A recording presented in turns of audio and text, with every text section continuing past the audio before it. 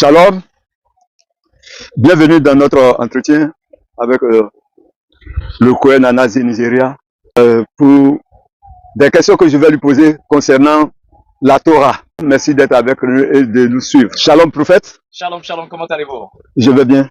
D'accord. Et chez vous? Par la grâce du Seigneur, ça va super bien. Comme je viens de le dire, c'est pour vous poser des questions concernant la Torah. Ok. Ma première question est de savoir pourquoi nous avons fêté la fête de Pessah du 8 au 15 avril. D'accord, merci pour la question. Mais avant tout, je veux d'abord saluer tous ceux qui nous regardent et que la grâce et la paix du Seigneur soient sur vous. Je suis le Cohen Anazi Nigeria, fils d'Israël biologique de la tribu de Lévi. Alors, pour revenir à la question de savoir pourquoi nous avons célébré la fête de Pessah ainsi que les pains sans levain depuis le 8 jusqu'au 15, parce que exactement c'est ce que le Seigneur ordonne. Et dans le calendrier de la Torah, parce qu'il faut savoir que le calendrier de la Torah et le calendrier grégorien, ce n'est pas le même calendrier. Ça, c'est la première des choses qu'il faut comprendre. Alors, on ne sert pas le Seigneur ou on ne pratique pas la Torah en suivant un calendrier que les hommes ont créé. Mais on suit le calendrier que le Seigneur lui-même a donné. Alors, la première des choses, c'est que l'année doit débuter au printemps. C'est-à-dire après l'équinoxe du printemps. Alors que cette année, si je vais parler selon le langage grégorien pour aider nos gens à comprendre, c'est que en cette année, l'équinoxe du printemps est tombé le jeudi. Voilà, c'était le jeudi 20 mars, si je ne me trompe pas. Or, c'est le 4e jour qui suit l'équinoxe du printemps, qui est le 1er jour de l'année. C'est-à-dire, le 4e jour de la semaine va tomber dans le calendrier grégorien toujours un mardi soir au mercredi soir. Donc, du mardi soir au mercredi soir, c'est le 4e jour de la semaine. Et vous allez comprendre que dans la Torah, le Seigneur va créer le soleil, la lune, les étoiles au 4e jour de la semaine, c'est-à-dire du mardi soir au mercredi soir. Il va ordonner dans la Torah que ces luminaires vont servir à marquer les époques, les années, les mois, ainsi que les fêtes. Mais comme dans la Bible chrétienne, c'est aussi limité, mais dans l'épée justicière, il nous est dit, malgré que le Seigneur ait créé le soleil, la lune, les étoiles pour pouvoir marquer le temps, il a appointé le soleil comme étant le grand signe pour nous permettre de subdiviser le temps.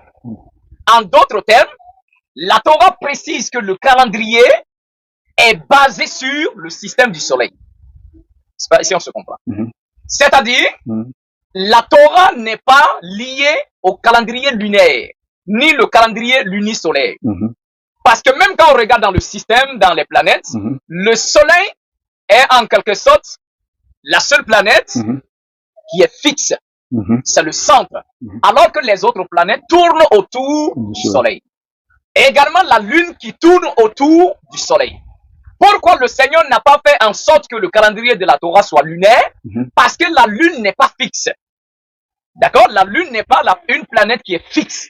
Donc si on suit un calendrier lunaire, c'est dans ce sens-là que vous allez voir que ceux qui observent la Torah en suivant le calendrier lunaire, leur Pessah n'est jamais fixe. Vous allez voir ceux-là, ils vont célébrer Pessah, soit un samedi. Alors que c'est déjà là une transgression contre la Torah. Je vais prendre un passage dans la Torah, dans Lévitique, le chapitre 23. C'est là que le Père nous donne les fêtes à célébrer. Mais quand vous regardez, par exemple, au verset 37 et 38, il dit, ce sont là les fêtes d'Adonai que vous proclamerez pour être des saintes convocations, pour offrir des offrandes faites par le feu à l'Adonai, une offrande consumée, une offrande de farine, un sacrifice et offrande de liquide, c'est-à-dire de libation, chacune de ces choses en son jour. Mais le verset 38 dit, outre les Shabbats d'Adonai, et outre vos dons, et outre tous vos vœux, et outre toutes vos offrandes volontaires que vous donnerez au Seigneur. C'est-à-dire ici, les fêtes que le Seigneur ordonne, Pessah, les pains sans levain, Shavuot, que ça soit également Sukkot, le Seigneur dit ces fêtes-là, où il dit que ce sont des saintes convocations, ce sont des Shabbats, ça ne doit jamais, au plus grand jamais, tomber dans le Shabbat hebdomadaire, qui est le samedi. Alors celui qui célèbre les commandements du Seigneur à tel point que la Pessa qu'il va célébrer tombe un samedi, il est déjà un transgresseur de la Torah. C'est pas si on se comprend. Ouais. Donc c'est dans ce contexte-là que le Seigneur va faire en sorte que le calendrier de la Torah soit le calendrier solaire. À tel point que chaque année, la Pessa tombe toujours au même moment. C'est-à-dire toujours la Pessa, c'est le 14 du premier mois de la Torah, le mois d'Abib, qui tombe toujours du mardi soir au mercredi soir, après l'équinoxe du printemps. C'est-à-dire le 14 après l'équinoxe du printemps. Alors que ceux qui pratiquent le judaïsme khazar, ainsi que la plupart de ceux qui se lèvent, qui se proclament des rabbins qui n'ont vraiment pas de formation basique même de la Torah, ils vont célébrer Pessah soit un samedi. C'est pas, voilà, je sais pas la plupart de ceux qui nous regardent, si ils ont une fois célébré Pessah un samedi, c'est que déjà ils sont hors la Torah déjà. Alors pourquoi nous avons célébré et nous célébrons la Pessah le mardi soir, le 14, et nous avons continué les pains sans levain jusqu'aujourd'hui, qui est le 15, c'est parce que naturellement Pessah tombe toujours un mardi soir. Pessah ne doit jamais tomber un samedi, ça doit jamais tomber un dimanche, ça doit jamais tomber un autre jour. Ça, c'est le christianisme qui utilise le calendrier grégorien, que leur Pessah n'est jamais fixe. Ça peut tomber aujourd'hui un dimanche, ou l'autre, ça peut tomber ailleurs, ça bascule comme ça. Or, ça, c'est du désordre chez l'Éternel. Tout comme également chez ceux qui vont pratiquer, utiliser le calendrier lunaire ou lunisolaire, c'est la même chose. Leur Pessah n'est jamais fixe. Or, la Torah du Seigneur est une Torah fixe. Ça ne doit pas vaciller. Donc, le verset 38 dit, les Shabbats des fêtes ne doivent jamais tomber, le Shabbat hebdomadaire. Voilà pourquoi le verset dit, outre les Shabbats de l'Éternel. Quand on dit outre, ça veut dire en dehors du Shabbat de l'Éternel. Parce que Shabbat déjà est déjà une fête. Voilà pourquoi dans Lévitique 23, au premier verset de Ja, il précise voici les fêtes de l'Éternel. Il commence d'abord par le Shabbat. Le Shabbat est une fête hebdomadaire que nous célébrons.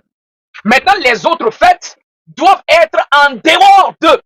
En outre. Quand on dit outre, ça veut dire en dehors d'eux. Mais si ça est à l'intérieur, donc si ça doit chevaucher un Shabbat hebdomadaire, c'est déjà là une transgression. Ah, merci.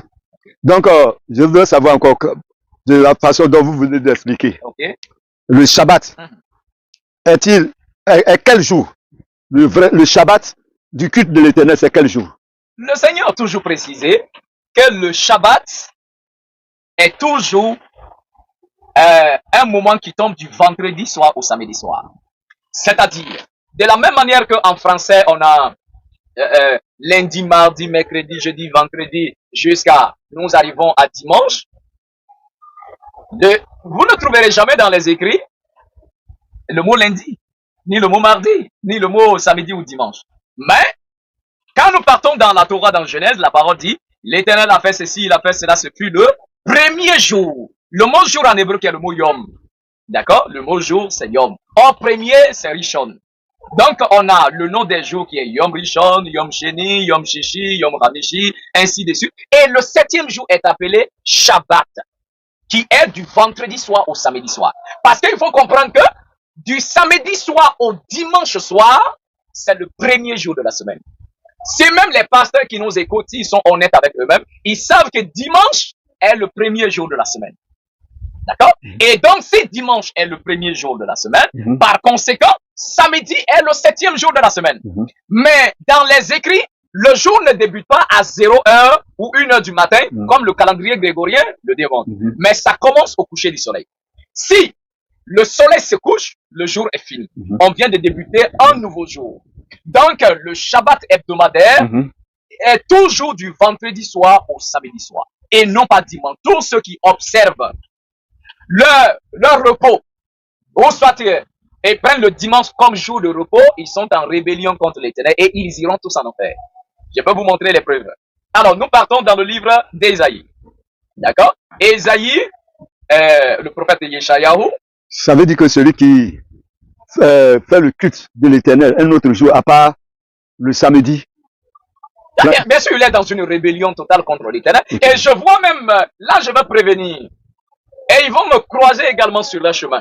Il y a la plupart, Abidjan ici, des jeunes qui se sont levés, ils ont lu 2 versets de la Torah, ils sont allés sur Internet, ils ont cherché quelques informations, et ils commencent à égarer le peuple. Il y a d'autres même qui m'ont appelé, oui, comment ça va, on a vu que tu parles de la Torah, mais ce sont des personnes, comme ils veulent pas perdre des fidèles, des membres, ce sont des églises, ils ont découvert qu'il faut suivre la Torah, mais comme ils ne veulent pas perdre les membres, donc il y a d'autres qui font des prières le samedi, et en même temps, ils font également le culte dimanche. Non, c'est une rébellion. Alors revenons à ce que la parole nous dit dans Ésaïe, Yeshayahu, le chapitre 66, et nous prenons à partir du verset 20.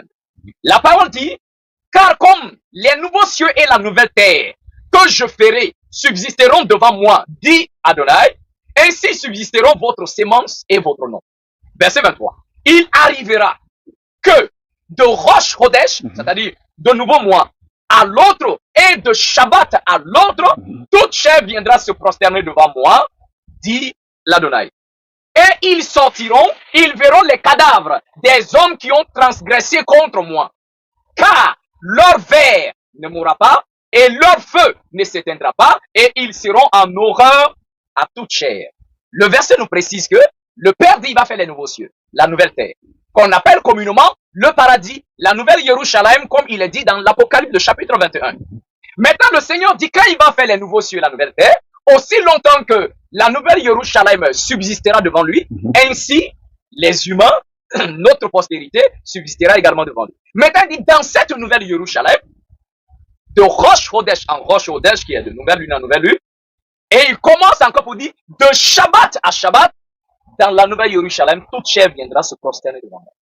C'est-à-dire, même si nous arrivons au paradis, même si nous arrivons dans la nouvelle Jérusalem, il n'y a pas 2 jours de culte. Il n'y a pas Shabbat et puis dimanche.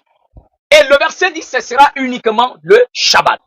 Maintenant, ceux sur terre qui n'ont pas fait Shabbat, qui ont continué à observer le dimanche, la parole dit, on verra leur cadavre dans un feu qui ne s'éteint pas. Où il y a les vers qui les rongent, qui les mangent, et ces vers-là ne meurent pas. Mais si on est sincère et honnête, quel est l'endroit où on dit qu'il y a un feu qui brûle, qui ne s'éteint pas? C'est dans l'enfer. C'est dans l'enfer. Donc, toute personne, que ce soit n'importe qui peut se lever pour dire qu'il est rabbin ou soit qu'il est quoi là, qui dit qu'il pratique le judaïsme, et qui permet aux gens de ne pas observer le Shabbat, qui est du samedi soir, du vendredi soir au samedi soir, mais à les ordonner d'aller faire le culte le dimanche, alors celui-là, non seulement il est un faux, et il est en train d'égarer le peuple. Parce qu'on ne peut pas se lever contre le commandement du Seigneur. Mais je voudrais en savoir encore. Okay. Parce que le Christ a dit dans un verset que le Shabbat est fait pour l'homme. Oui. Donc, dans le Shabbat, on peut faire tout ce qu'on peut faire. Oui, quand le Mashiach a dit que le Shabbat est fait pour l'homme et non l'homme pour le Shabbat. Et il dit que le Fils de l'homme est le maître du Shabbat. Voilà un verset qu'on va tordre le cou constamment. Le Mashiach a dit premièrement, le Shabbat a été fait pour l'homme et non l'homme pour le Shabbat. Ça veut dire quoi? Le Shabbat ne nous met pas en danger de mort. Voilà pourquoi la Torah dit, si par exemple quelqu'un est en train de se noyer le jour du Shabbat, il faut aller le sauver.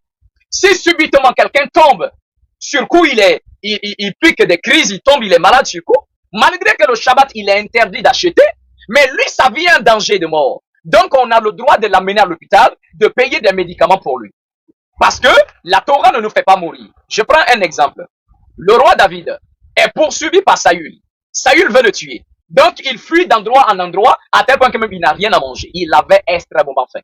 Mais nous savons qu'il y a certains qui peuvent mourir de faim. Donc, c'est là qu'il arrive au temple. Il voit le grand prêtre. Mais il demande au grand prêtre s'il y avait un pain ordinaire. Parce que les pains de proposition de consécration, là, un homme ordinaire n'en mange pas. Seuls les Lévites. Mais il demande s'il y a des pains ordinaires. Le Lévite dit, il n'y a pas de pain ordinaire ici. Sauf des pains de proposition. Mais le prêtre voit qu'il a vraiment faim. Or, la Torah dit, tu ne laisseras pas quelqu'un mourir de faim, ou soit d'autres dangers qui peuvent le guetter. Donc, le prêtre se trouve en face de 2 commandements. Un commandement dit, il faut sauver quelqu'un qui est en danger de mort, mais l'autre commandement qui dit, un homme ordinaire ne mange pas les pains de proposition. Maintenant, quand 2 commandements s'affrontent, le plus petit commandement se soumet au plus grand commandement. Donc, dans ce contexte-là, entre donner pain de proposition à quelqu'un qui n'a pas le droit d'en manger et sauver la vie de quelqu'un. Il faut sauver la vie de quelqu'un. Voilà pourquoi le prêtre a pris le pain, il lui a donné. Donc, c'est pour montrer que le Shabbat, ou soit la Torah, est fait pour le bonheur de l'homme. Mais le Shabbat ne doit pas amener quelqu'un, la Torah ne doit pas amener quelqu'un à mourir. Parce que s'il meurt, il n'a plus l'opportunité de pratiquer. Donc c'est dans ce contexte que le Mashiach dit, la Torah, le Shabbat est fait pour l'homme, pour le bien de l'homme, pour faire du bien à l'homme. Mais aucun homme ne doit mourir pour ça. Maintenant, quand il dit le Fils de l'homme est le maître du Shabbat, je prends un exemple. La parole dit que l'homme est le maître de sa femme. Mais quand je dis que l'homme est le maître de sa femme, est-ce que ça veut dire qu'il ne doit pas respecter sa femme? Il doit respecter sa femme, mais c'est pour montrer que sa femme lui appartient. Donc quand le Mashiach dit que le Fils de l'homme est le maître du Shabbat, c'est pour même déterminer que le Shabbat même là, c'est pour lui. C'est pour déterminer, il en est le responsable d'ailleurs.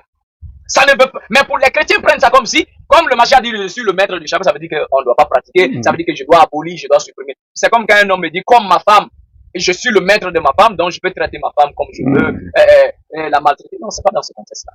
Donc le Shabbat, la Torah, c'est pour notre bien. Voilà pourquoi dans la Torah, dans le livre du prophète Yéhéchiel, il dit, je leur ai donné, on va lire ça ensemble, voilà, le livre du prophète Yéhéchiel, Ézéchiel, voilà, nous allons lire le chapitre 12, bien sûr. Non, Ézéchiel 20. Ok? Ézéchiel, le chapitre 20, et nous lisons à partir du verset 11 et 12. Et regardez ce que la parole dit. Je leur donnais mes statuts, je leur montrais mes jugements, auxquels si un homme les accomplit, il vivra par eux. De plus, je leur donnais aussi mes shabbats pour être un signe entre moi et eux, afin qu'ils sachent, afin qu'ils comprennent, afin qu'ils connaissent que je suis l'Adonai qui les sanctifie. C'est-à-dire, il y a l'humanité, il y a les hommes dans le monde, mais nous tous nous n'appartenons pas à l'Éternel. Il y a d'autres qui appartiennent au diable. Donc nous sommes dans un monde où Satan aussi a le droit sur les hommes. Mais ceux qui sont les fils et filles de l'Éternel, Adonai prend le temps de les sanctifier. Le mot kadosh, qui signifie séparer, mettre à part. Donc le Seigneur fait un tri parmi l'humanité. Dans ceux qui lui appartiennent, il les met à part. C'était d'ailleurs même la prière du Mashiach. Dans Jean chapitre 17, le Mashiach dit, Père, je ne prie pas pour que tu les enlèves du monde, mais dis sanctifie-les par ta parole. Car ta parole est la vérité. Donc le Mashiach dans sa prière demande que les élus soient sanctifiés par la parole. Et c'est ce que l'Éternel ordonne. Qu'il a donné sa Torah, il a donné ses Shabbats, afin que nous puissions comprendre qu'il est l'Adonai qui nous met à part, qui nous sanctifie, qui nous sépare du monde pour nous mettre à part. Donc, le Shabbat est pour le bien, ainsi que la Torah, c'est pour le bien de l'homme. Maintenant, je voudrais savoir encore, sur le Shabbat encore. Okay? Celui qui suit le commandement du Shabbat et qui fait le Shabbat, et celui qui veut faire le Shabbat qui ne suit pas le commandement, et puis celui qui fait dimanche, le trois, lequel est bon pour l'humanité? En fait, le problème, c'est que d'abord, tout homme qui s'élève contre la Torah du Seigneur est déjà un ennemi de l'Éternel. Regardez ce que l'Éternel nous ordonne dans le livre de Devarim, de Deutéronome, quand il a donné la Torah. Deutéronome, le chapitre 6, à partir du verset 20, l'Éternel dit, quand ton fils t'interrogera à l'avenir en disant, que veulent dire les témoignages et les statuts et les jugements que le Seigneur, notre souverain, nous a commandés? C'est-à-dire, il demande si demain ton fils te pose la question, que signifie la Torah? Faire Shabbat, manger kasher, tout ça là, ça signifie quoi? Il dit, tu diras à ton fils, la réponse, c'est pas toi qui inventes. Il dit, tu diras à ton fils, nous étions esclaves de Pharaon, il n'a pas voulu nous laisser sortir, mais l'Adonai, par sa puissance, nous a délivrés à travers des signes et des prodiges. Il nous a fait sortir de l'Égypte, il nous a menés dans cette terre qu'il a juré à nos pères, et il nous a donné sa Torah. Ok? C'est ce qu'il dit, le verset 24. Il dit, et l'Adonai nous a donné de faire tous ces statuts, de craindre toujours l'Adonai notre souverain pour notre bien, afin qu'il nous conserve notre vie comme il le fait aujourd'hui. Mais la réponse authentique descend au verset 25. Il dit, et nous aurons la droiture, nous aurons la justice, nous serons des sadikim si nous mettons soigneusement tous les commandements de l'Éternel comme l'Adonai l'a ordonné. Ici, il y a un piège, il faut faire attention. Le verset dit, de la pratique de la Torah, nous obtenons la justice. Comme le Mashiach pouvait dire dans le livre de Matthieu, le chapitre 5, le verset 20 là, et dit que, d'abord au verset 17, il ne pensez pas, ne supposez pas, ne croyez pas, n'imaginez pas, ne concevez pas que moi je sois venu pour abolir la Torah ou les prophètes, je suis pas venu pour abolir. Dans le texte d'Hébreu, je suis venu faire Hachalom pour réconcilier avec l'Éternel. Et il descend au verset 20, il dit, si votre justice ne surpasse pas la justice des pharisiens, vous ne pourrez entrer dans le royaume. Donc, en d'autres termes, si vous n'êtes pas des sadikim plus que les pharisiens, vous ne pourrez jamais entrer dans le paradis. Oh, mais comment obtenir la justice? Il dit, par la pratique de la Torah, nous obtenons la justice. Nous devenons des sadikim, mais il y a une condition. Il dit, si nous mettons soigneusement la Torah en pratique, comme l'Adonai l'a ordonné. Le piège dans lequel ils tombent souvent, c'est que ils pratiquent la Torah à leur manière, selon leur conception, selon leur croyance, leur idéologie. Je prends un exemple. Le Seigneur dit, le jour du Shabbat, tu n'allumeras pas le feu dans ta demeure. Ça, c'est un exemple. La Torah dit, vous n'allumerez pas de feu dans aucune de vos demeures le jour du Shabbat. Mais quelqu'un qui dit, il fait Shabbat, et la personne se permet d'allumer le feu pour chauffer sa nourriture le jour du Shabbat. Vous voyez que ici, c'est vrai qu'il pratique le Shabbat. Mais dans le Shabbat, il fait des transgressions. Donc, il pratique la Torah, pas comme l'Adonai l'a ordonné, mais comme lui, il veut. Donc, le Seigneur n'est pas dedans. Donc, si nous voulons pratiquer la Torah, il faut pratiquer comme le Seigneur l'a ordonné. Donc, alors, quelqu'un qui pratique la Torah, mais en trimballant d'autres hérésies du monde, c'est-à-dire quelqu'un qui se dit qu'il est dans la Torah, mais en ayant toujours des doctrines chrétiennes, en ayant toujours le culte de dimanche qui trimballe avec lui, ou d'autres trucs du monde, cette personne, il n'est ni dans le christianisme, ni dans la Torah.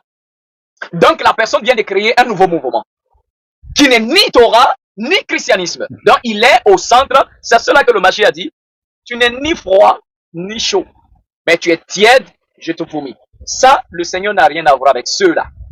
Maintenant, celui qui pratique le dimanche, lui, il est encore dans son christianisme. Donc, il n'est pas en train de suivre la Torah. Il est en train de suivre une religion qui a été créée par l'empereur Constantin. Avec ses fidèles aujourd'hui qu'on appelle les pasteurs. Lui, il n'a rien à voir avec l'Éternel. Donc, lui, il est dans l'égarement total. Lui, il a déjà sa position à lui. Maintenant, celui qui vient, il fait un peu la Torah, un peu le christianisme, il n'est pas non plus avec l'Éternel, mais il est dans son propre système qu'il vient de créer. On se comprend. Mais celui qui est dans la volonté parfaite de l'Éternel, c'est celui-là qui se met là à laisser tous les autres jours et à observer le Shabbat selon les règles qu'Adonai a données.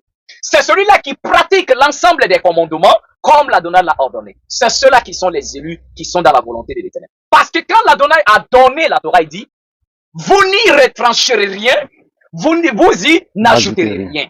Alors, venir s'asseoir à vouloir modifier la Torah, c'est blasphémer contre l'Éternel. Parce que, tu es en train de le corriger. Tu es en train de dire qu'il n'a pas été suffisamment intelligent pour pouvoir donner les règles quand il dit fais ci, ne fais pas ci, il faut faire ça. Donc, c'est comme toi, tu te trouves assez intelligent pour pouvoir modifier ou essayer un peu d'améliorer ce qu'il fait. Le Seigneur n'a jamais été, et il connaît la fin de toutes choses avant le début. Donc, s'il a donné tel commandement, il sait pourquoi il a donné. Ce sont des rebelles qui cherchent des voies et moyens de contour. Adonai n'est pas dans ça. D'accord. J'ai une autre question. Ok. Est-il interdit de manger le placali et la tchéké pendant le Shabbat? Si oui, pourquoi? Alors, la question me fait vraiment rire. Alors, pour revenir à la question de savoir, est-ce qu'il est interdit de manger du placali, de la tchéké ou tout ça? Celui qui vous interdit ça, demandez-lui, c'est écrit où? Parce que si tu... Bon, exactement, c'est cela que le Mashiach appelle des pharisiens. Le Mashiach dit, les pharisiens, ce sont des personnes qui lient des fardeaux, qui mettent sur le cou des croyants, et eux-mêmes ne peuvent pas lever du doigt. La Torah n'a jamais interdit de manger de la tchéké ou de manger quoi que ce soit dans le Shabbat. Le Shabbat est une fête. Tout ce qui est conforme comme nourriture pour l'Éternel, nous devons manger. Nous devons nous réjouir. C'est une fête, c'est une célébration. Et d'ailleurs, il est interdit même de jeûner le jour du Shabbat. Donc, nous devons manger. Donc, ce qui est aliment interdit par le Seigneur, tel que la chair animale, c'est ce qu'on ne mange pas. Mais toute autre nourriture est mangeable le jour du Shabbat. Et d'ailleurs, on doit se réjouir. Ceux-là qui boivent, peuvent aussi boire le jour du Shabbat. Même avec les pains levés?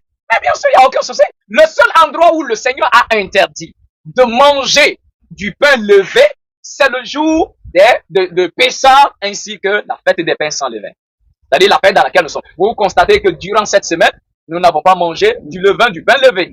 Parce que c'est le moment où le Seigneur dit, à partir du 14, qui est Pessah, vous devez manger pendant une semaine les pains sans levain. Et Adonai dit, on ne trouvera pas dans vos maisons du levain. Que ce soit du levain de farine ou soit du levain fait à base de boisson, on n'en trouvera pas. Et dit, vous devez vous en débarrasser. Et quand on s'en débarrasse, il n'y a aucun souci, c'est durant une semaine. Mais après les une semaine, nous arrivons à la fête des gerbes. Et à la fête des gerbes, nous ne devons pas manger les nouveaux épices, c'est-à-dire la nouvelle farine qu'on vient de moissonner. Donc, on ne doit pas manger jusqu'à ce qu'on présente les gerbes. Donc, une fois qu'on a présenté des gerbes, alors on a le droit de manger toutes sortes de pains, qu'ils soient levés ou pas. D'ailleurs, dans la fête des gerbes, la Torah nous dit également à Shavuot ainsi que la fête, on amène les offrandes au temple. Alors, nous allons essayer de voir. Vous allez même voir qu'on apporte au temple le pain levé. Le pain levé. Alors, si nous retournons dans le livre de Lévitique, d'accord, le chapitre 23, donc, du verset 1 au verset 3, c'est le commandement du Shabbat hebdomadaire. Du verset 4 au verset 5, c'est la Pessah. Du verset 6 au verset 8, c'est la fête des pains sans levain. Du verset 9 jusqu'au verset 14, alors, c'est la fête des gerbes. Or, dans la fête des gerbes, c'est quand on fait la moisson, on doit apporter les gerbes au temple. Le grand prêtre va agiter les gerbes, ainsi, tout ce qui est resté au champ sera béni. Alors, maintenant du verset 15 jusqu'à descendre au verset 25, c'est la fête de Shavuot. Mais regardez Shavuot, la Pentecôte. Le Seigneur dit ce jour-là, on apportera une nouvelle farine, d'accord, au Seigneur, et également on apporte 2 pains. Et regardez ce que le verset 17 dit. Et dit, vous apporterez de vos habitations 2 pains, de 2 dixièmes pour une offrande tournoyée. Ils seront de fleurs de farine, ils seront cuits avec du levain. Ce sont des prémices à l'Adonai. Et si ça, c'est Shavuot, on apporte 2 pains. Et Shavuot, qu'on apporte 2 pains, le pain là, c'est pas pain sans levain. C'est le pain fait avec du levain qu'on apporte au temple, comme offrande. Donc, c'est pour dire que les moments où on ne doit pas manger tel type de nourriture, la Torah précise exactement que durant telle période, vous ne mangerez pas ça. Mais après cette période, on a le droit de manger tout. Donc, quelqu'un qui dit que Shabbat, on ne mange pas atchéké, on ne mange pas plakali, c'est que c'est un vrai ignorant. Il ne connaît absolument rien de la Torah. Et voici des personnes qui ajoutent à la Torah. Ce sont des vrais rebelles contre le Seigneur. Parce que la Torah dit, tu ne retrancheras rien et tu n'ajouteras rien. Mais où, dans toute la liste des commandements de la Torah, c'est écrit dans quel passage qu'il ne faut pas manger de l'amidon, de la tchéké, du blacali ou ça. Ça n'existait absolument nulle part. Ce sont des personnes qui ne connaissent absolument rien de la Torah, mais pour se montrer comme des connaisseurs, ils sont obligés d'inventer de nouvelles choses pour ajouter. Mais arrête, il faut que les gens arrêtent de mettre du poids sur le dos des croyants. C'est strictement mauvais. Donc, c'est permis de manger la tchéké, de manger du blacali. Régalez-vous sans aucun problème. C'est pas interdit. Merci, Cohen. Bon, je voudrais encore poser des questions sur le commerce des objets de la Torah. Les objets... Par exemple, comme le corne à wind, le chauffard. Bon, il faut utiliser le corne pour oindre les personnes. Oindre les personnes. Et puis, les habits, les soutanes. Les soutanes, tout ça, les qualités, les kippotes. Voilà. En fait, ici, c'est malheureux, puis ça fait vraiment pitié. Parce que j'ai eu, on a eu à me donner le prix d'une corne qui coûte à 400 et quelques mille. Maintenant, venir faire des commerces autour de la Torah, il faut vraiment être, je suis tellement cru dans mes propos, il faut vraiment être un fils du diable. Pour pouvoir venir faire des commerces, ce sont des escrocs. Des vrais escrocs qui ont non seulement vendu l'huile, plein de choses dans le christianisme, ça les a pas suffi. Ils découvrent que le christianisme n'est pas la vérité et qu'il y a des gens qui découvrent la parole et qui ont décidé de se rallier pour commencer à pratiquer la Torah. Ces mêmes fils du diable là ont commencé à poursuivre ces nouveaux croyants dans la pratique de la Torah pour commencer à les dépouiller. Il y a, comme je disais, il y a un soi-disant guide là. Il m'avait contacté, je lui ai donné des livres, le calendrier, plein de choses. Il m'avait même demandé de fabriquer des téphilines pour lui. Mais après, il allait se convertir au judaïsme khazar. Quand il est allé pour sa conversion en Israël, il a profité, acheter des talits avec des kippotes pour venir. Et quand il vient, je vois sur Internet les simples kippotes qu'il a acheté là-bas à 10 000, il est venu vendre à 30 000, 40 000. Et les talits qu'il a acheté à 25 000, il est venu vendre à 120 000, 150 000. Alors je lui ai posé la question, dis-moi, pourquoi tu peux acheter quelque chose de 25 000 et tu vends jusqu'à 150 000? Il dit, mais non, c'est le transport. J'ai dit, mais attends, le transport, quand tu allais en Israël, tu étais allé spécialement pour acheter ces articles et puis revenir, ou tu étais allé faire autre chose que tu as profité pour acheter? Il dit, il était allé faire autre chose. Donc, j'ai dit, tu vois, dans le transport que tu as payé, n'était pas lié à ce commerce-là. C'était lié à autre chose que tu partais faire. Mais si tu en profites, tu achètes. Même le païen qui est dans la rue, il achète un vêtement à 3 000 francs, il essaie de vendre quand même ça à 6 000, si c'est trop, à 8 000. Mais toi, tu achètes un talit à 25 000 et tu vends à 150 000. Tu vois que tu es un voleur, un escroc. Vous voyez un peu. Et ce sont ces petits voyous qui se promènent là. J'ai dit, ils n'ont aucune connaissance. Ils n'ont pas la crainte du Seigneur. C'est dans ce contexte-là qu'ils peuvent oser vous vendre une corne à 400 000. C'est pour faire quoi? C'est ça le problème, c'est pour faire quoi? Venir vendre des soutanes. Est-ce que vous êtes lévite? Parce que dans la Torah, l'Éternel a ordonné les vêtements des lévites, des sacrificateurs. Faut pas que quelqu'un vienne dans la Torah et puis il se dit que je suis dans la Torah et puis il devient lévite. On ne devient pas lévite comme ça. Si tu n'as pas le sang d'Aaron, tu n'es pas lévite. Tu n'es pas de la lignée biologique d'Aaron, tu n'es pas lévite. Et tu n'as pas le droit de porter un vêtement sacerdotal. Ça n'existe pas. On se comprend. Là, c'est la réalité. Donc, le Seigneur a donné l'accoutrement des Lévites. Donc, quand on voit dans Lévitique, le chapitre 28, à partir du verset 1, l'Adonai ordonne à Moshe, et il fait approcher de toi Aaron, ton frère, et ses fils, et prends-les parmi les enfants d'Israël pour les consacrer à mon service dans le sacerdoce. Aaron et ses fils, Nadab, Abihu, Eliazar et Itamar. Tu feras à Aaron, ton frère, des vêtements sacrés pour marquer sa dignité et pour servir de parure. Et regarde bien un peu ce que le Seigneur va ordonner. Il a même donné de la sagesse à des artisans qui devraient broder le vêtement d'Aaron. Seul Aaron, le grand prêtre lui-même, avait son vêtement qui se démarquait des autres. Parce que lui, il y a d'abord la tunique.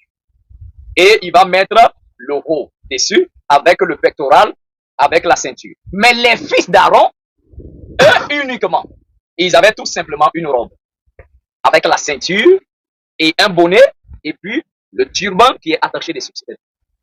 Une simple robe et puis la ceinture qui était de couleur rouge, un bonnet sur la tête et puis un turban attaché dessus. Et tous ceux qui ne sont pas lévites ne peuvent pas s'habiller comme ça. Ils n'ont pas le droit. Alors venez dire que on va commencer à créer des vêtements sacerdotaux pour donner aux gens et qu'on commence à les vendre. Tout ça, c'est du business que les gens font. Mais allez-y, créez des boutiques ailleurs, puis vendez comme des boutiquiers. Mais pourquoi venir là, créer des vêtements comme ça? Ça n'a aucun sens. Ça n'a absolument aucun sens. Alors que ça soit des tuniques qu'on vend. C'est vrai que dans une communauté, ça, on précise que c'est pas la Torah qui le dit. Mais si on se rassemble dans une communauté, on peut dire, bon, les jours de Shabbat, on préférerait être tous en vêtements blancs. C'est possible. Parce que la Torah précise aussi qu'on ne doit pas porter de vêtements sales le jour du Shabbat. Et les vêtements qu'on a portés dans la semaine, on ne les porte pas le jour du Shabbat, à moins qu'on ait lavé ou soit on a frotté avec de l'encens. L'idéal serait que tout le monde, homme ou femme, que nous soyons tous en vêtements blancs. C'est possible. Mais surtout, créer maintenant un business autour de ça, c'est mauvais. Vous allez faire comme ça que les fidèles qui se retrouvent dans la communauté, même les simples talits, on va vendre à des prix colossaux. Ce sont des bêtises. Vous allez créer des complexes au milieu des croyants. Parce que quelqu'un qui a les moyens, il va acheter des talits, soit à 150 000, 200 000. Mais le pauvre fidèle qui vient de se convertir, qui n'a pas les moyens, il ne peut pas acheter. Et comme il ne peut pas acheter, celui-là qui a acheté commence à s'enorgueillir. Il commence à se voir supérieur aux autres. Et celui qui n'a pas les moyens, il est intimidé. Il est intimidé, il est dans un complexe d'infériorité. et il est là tout calme. Ça n'a vraiment pas de sens. Alors que, soi-disant que c'est quitté en Israël, c'est des bêtises. Quel Israël? Israël qui est rempli de pédés comme ça, de pédophiles. Cet état qu'on va appeler Israël qui n'est même pas le véritable Israël. Israël, c'est en Afrique ici. C'est pas là-bas Israël. Un endroit rempli de péchés. Qu'est-ce qui peut sortir là-bas, dites qui est saint ou bien qui est consacré ou quoi? Ça n'a aucun sens. Si quelqu'un a besoin de cornes, il peut aller voir un boucher, prendre corne animale, corne de bélier, corne de bœuf, il va le trouer, il va le polir bien, et puis il respecte son commandement. Donner la tempête. Point barre. Maintenant, ceux-là qui vont utiliser des cornes pour oindre les gens, je sens que c'est des bêtises. Je dis, les gens n'ont qu'à essayer de se faire former au lieu de faire la mature vue. Ça, on appelle ça la mature vue. Ils utilisent même de l'huile d'onction, ils ne savent même pas c'est quoi l'huile d'onction. L'huile d'onction est employée dans deux sens. Premièrement, quand une personne est désignée par le Seigneur pour accomplir un ministère, tel qu'en Israël, un prophète, un roi, un sacrificateur, pour le consacrer à ce service-là, c'est là qu'on le conduit. Parce que l'huile te consacre. Donc, c'est pour dire qu'à partir d'aujourd'hui, voici le rôle que tu dois jouer. Donc, les rois, les prophètes, les sacrificateurs, on les consacrait à ce service-là. C'est dans le premier sens qu'on emploie l'huile d'onction. Et vous allez voir que l'huile qu'on a pris pour même consacrer les sacrificateurs, le Seigneur a strictement interdit la reproduction de l'huile de l'huile-là. Personne n'a le droit de répéter les mêmes compositions. Parce que c'est l'huile de la consécration hautement sainte. Personne n'a le droit. Deuxième possibilité où on peut oindre quelqu'un d'huile, comme l'apôtre Jacques le dit, il dit s'il y a quelqu'un de malade parmi vous, qu'il appelle les anciens, qui vont prier pour lui en loignant d'huile au nom du Seigneur. Même s'il a commis un péché, son péché lui sera pardonné. Ça, c'est la deuxième possibilité. Et troisième possibilité d'huile d'onction, c'est quand on immerge quelqu'un. Le Mashiach a dit, quelqu'un qui se fait immerger, qui vont appeler le baptême, une fois qu'il sort de l'eau, on prononce les bénédictions et les malédictions. Et on va le consacrer pour cette nouvelle vie qui vient de démarrer. C'est la possibilité. Mais quelqu'un vient pour prier pour lui, on prend huile, vroom. Quelqu'un vient, vroom. Ça n'a aucun sens, c'est bêtise. Donc, on n'utilise pas les cornes pour moi. On utilise les cornes pour oindre uniquement si c'est un sacrificateur, un prophète, ou soit quelqu'un qui est habilité, par exemple le roi David. Le Seigneur dit au prophète Shemuel, il faut prendre ton truc là, et puis ta corne, et puis remplir d'huile. Va consacrer le futur roi. Donc, voici. Même dans le temple de Jérusalem, les fioles qui étaient là pour allumer les chandeliers, les fioles n'étaient pas en corne. Les fioles, c'était des petites boîtes. C'était des boîtes que le Seigneur même avait ordonné qu'on les fabrique. Au temple, il y avait les verres, il y avait plein d'autres instruments pour le service. Donc, l'huile ne doit forcément pas être dans des cornes. Il dit à moins que c'est pour consacrer un roi ou un prophète ou un sacrificateur. Le reste là, l'huile peut rester dans une bouteille et puis on consacre la personne. Mais si tu n'es pas appelé à accomplir un ministère, pourquoi utiliser moins? Tu n'es pas malade, tu n'es pas appelé à accomplir un ministère. Donc, l'huile d'onction n'a aucun sens ici maintenant. Seul dans un endroit qu'on peut utiliser. Donc alors, tous ceux-là qui font des commerces autour du Seigneur, autour de la Torah, c'est l'absurdité. Et même il y a des gens, vous allez voir, même c'est devenu un système dans le christianisme, où les dimanches, au jour du culte, les femmes amènent la nourriture pour vendre après le culte.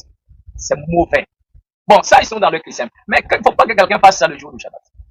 Parce que le jour du Shabbat, on est d'abord obligé même de préparer la nourriture du Shabbat. Donc on mange en communauté le jour du Shabbat. Donc c'est la communauté qui prépare la nourriture. Et quand les fidèles se rassemblent, on va manger tous ensemble. Mais personne n'a le droit de soulever quelque chose pour venir vendre le jour du Shabbat. D'ailleurs, le jour du Shabbat, on ne vend pas. On ne vend pas, on n'achète pas. Donc, il ne faut pas que les gens entrent dans ces bêtises-là. Donc, il y a tellement de désordre que ces personnes ont créé. Ils ne sont ni mandatés par le Seigneur. Ils n'ont reçu aucune formation. Ils se sont levés. Je suis ravi. Je suis tel truc. Parce qu'il est allé sur Internet, il a copié certains trucs là et puis il a fait. Il faut que les gens soient moins sérieux avec le Seigneur. Il ne faut pas que le nom du Seigneur soit blasphémé. C'est bêtise comme ça. Donc, soit les personnes restent dans leur christianisme, ou soit qu'ils se convertissent et qu'ils se font enseigner en suivant la vraie voie. Mais tous ceux qui restent là, à l'intermédiaire, au milieu là, ils sont tous sous la malédiction. Et les gens doivent comprendre ça. Donc, alors, voici un peu la réalité. Merci de nous avoir suivis dans cet entretien. Alors que l'Éternel vous soit avec vous. Et moi, je vous dis shalom.